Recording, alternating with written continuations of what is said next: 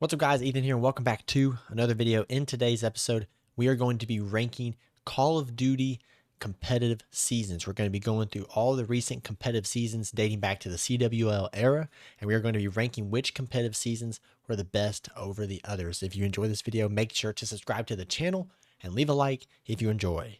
Now, let's check this list out. First thing we're going to do is preface that I will not be doing competitive games that were pre-Call of Duty season league type eras before an official league was established. So the first game in the CWL era was Black Ops 2, and technically that is the first COD champs, where if you win that championship, it goes towards your ring status and championship status. So any game that is prior to Black Ops 2, we will not be putting on this list, and we will be dropping down to the no comp area, which will be Call of Duty, Call of Duty 2, World at War, Call of Duty 4, Modern Warfare 2, Black Ops, and Modern Warfare 3.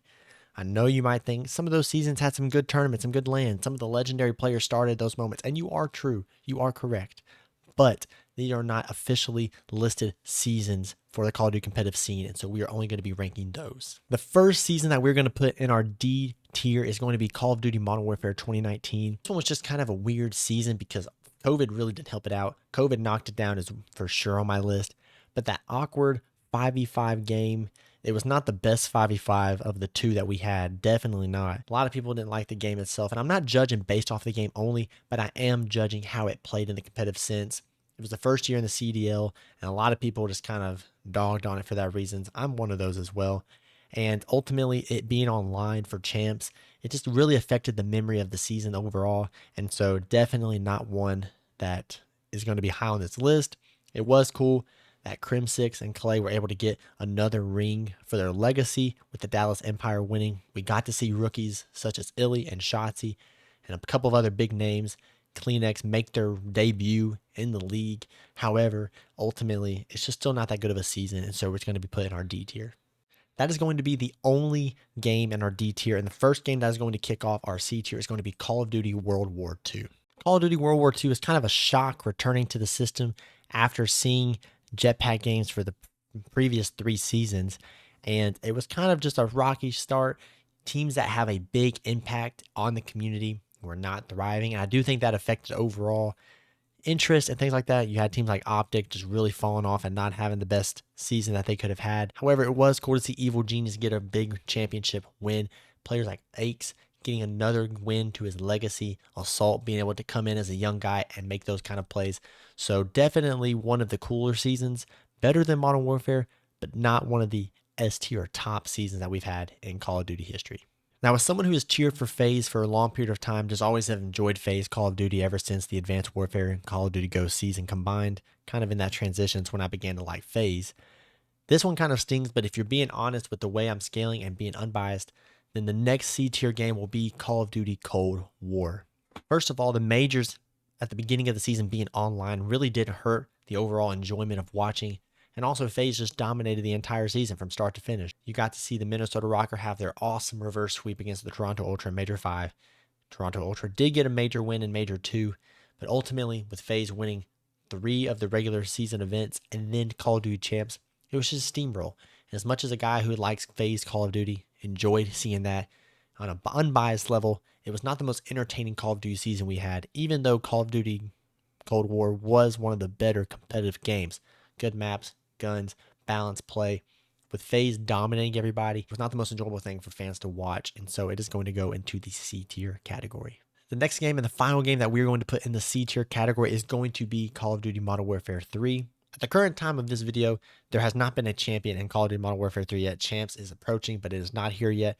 However, I went ahead and made this video because whoever wins Call of Duty Champs is not going to affect the ranking that I give for this game. One of the main reasons this game was C tier is pretty much because of a similar thing of Cold War, and that was just because there was really no balance throughout the whole league. There was balance for the top 4 teams, with all 4 of the major events having a different winner, being the Toronto Ultra, Atlanta FaZe, OpTic Texas, and the New York Subliners. However, having those 4 teams only be the good teams, it really just was not an interesting storyline and not something that will be forever remembered. You could also argue that the rookie class in Call of Duty Modern Warfare 3 is not the strongest rookie class that we've had in recent years.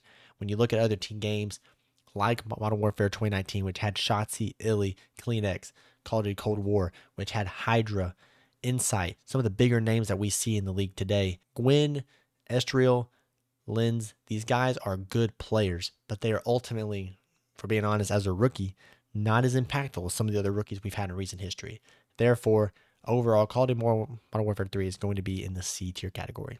The first game that we're going to have in the Call of Duty B tier, and this may surprise some people, is going to be Call of Duty Modern Warfare 2. Now, before you think, whoa, this game was terrible, why are you putting it in the B tier? Let me explain about the competitive season. For starters, we got to see a team that was overall not a dominant team prior to this season be able to take a form of dominance, and that was kind of cool to see because at that time, they were the new up-and-coming team, and that is the New York Subliners. They won Major 1 and Major 5 as well as Call of Duty Champs, and we always love a good season where there's 5 majors as well. We also got to see a rookie year of now one of the top players in the league and potential face of the franchise type player, and that is Scrap, be able to come in, win a championship along with Hixie. You always love a good story where 2 rookies are winning, and Scrap came in and was dominating the league at the very start of his career. So it's always good to remember some of the first year for some of these dominant players. The next game on this list is going to be Call of Duty Ghosts. Now, Call of Duty Ghosts did have a good competitive season, but it's always going to be overshadowed because it came after Call of Duty Black Ops 2, which is one of the best games of all time and better competitive seasons of all time. So with Call of Duty Ghosts coming right after, it's always going to be shadowed. It was cool to be able to see Complexity get another big win. They won a lot in the season, but then they'd be able to win championship, first championship for players like Crim6, Aches, but then to be able to see players like Karma get a double ring, Karma who won in Black Ops 2 with Freako Impact.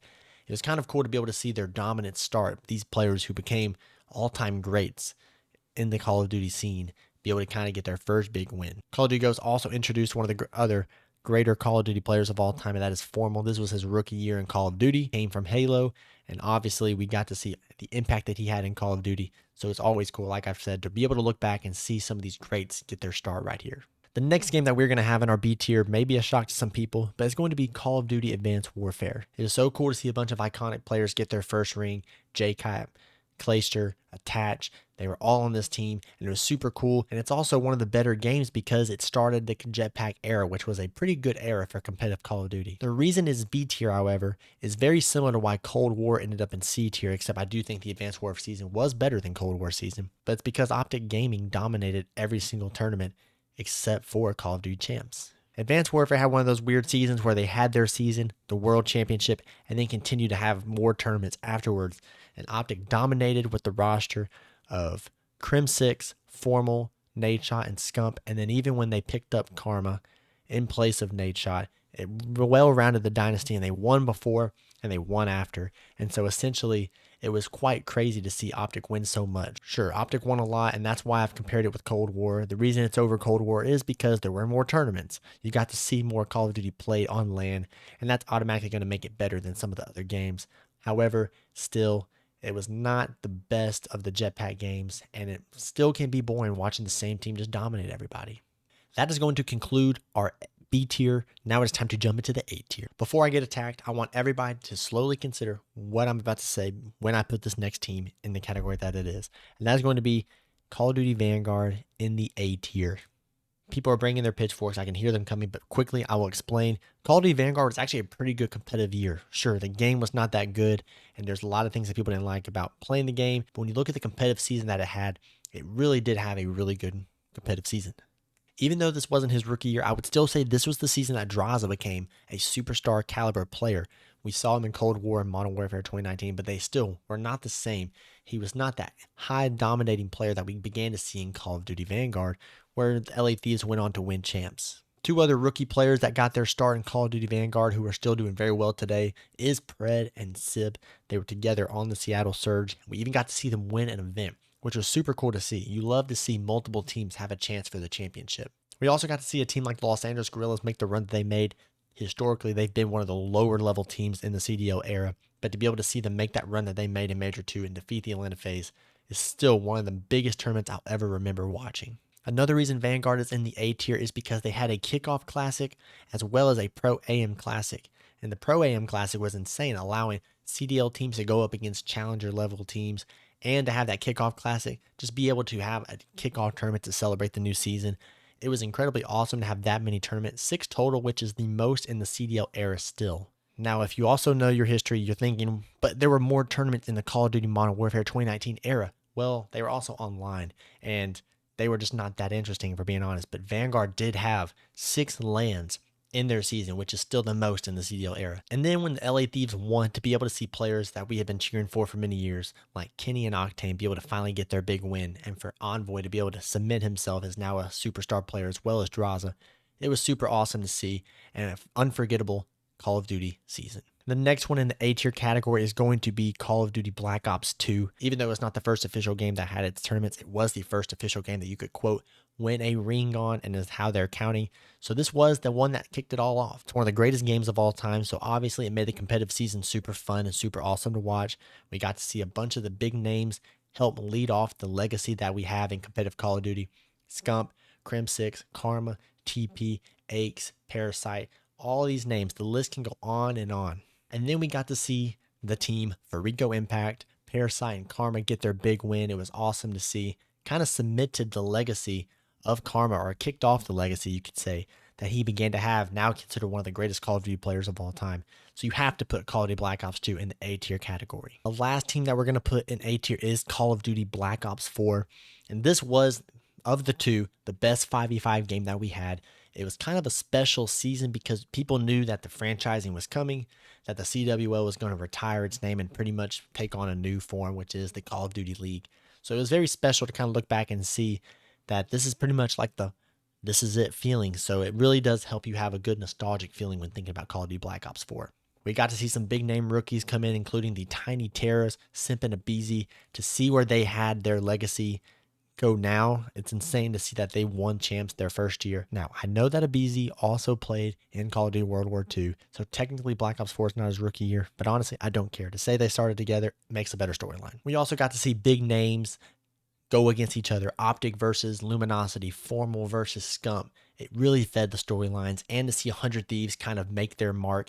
Nadeshot getting back into Call of Duty for real this time with 100 Thieves, and to see their awesome team they had. Slasher, Octane, Priesta, Kenny. This was an unforgettable squad. Very awesome to see, and a very good overall Call of Duty season. First game in our S tier is going to be Call of Duty Black Ops 3, and it is not going to be the top S tier game, but it is going to be one. OpTic dominated most of the season. However, you still cannot deny a lot of the other teams that were good. This era, along with Infinite Warfare, is not mostly OpTic being good and everyone else just kind of being average.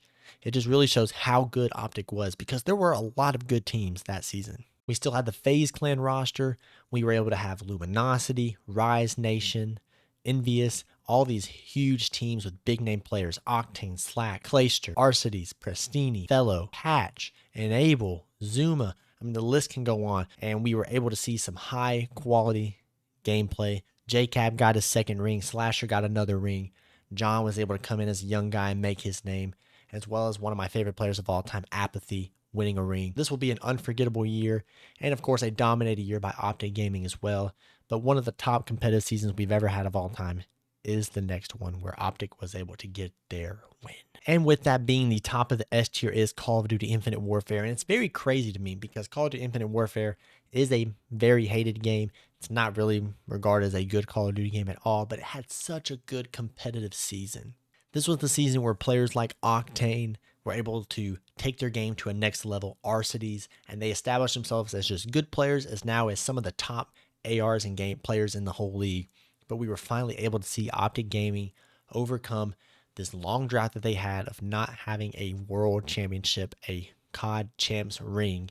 Finally, we're able to do it. The Dream Team, the Dynasty, Formal, Scump, Karma, and Crim6. One of the best casting calls of all time by Courage JD. It's just unforgettable. You have to put this as one of the top seasons we had. Very competitive too. A lot of the other teams gave OpTic a run for their money for the most part, but it was still super awesome to see. One of the best seasons, and it's going to cap off as the top of our S tier. So this is the list we have. Let me know in the comments below what you think, if you agree or disagree. I know you probably do disagree for most of this, but I'll take your disagreements. Let me know in the comments below what you think.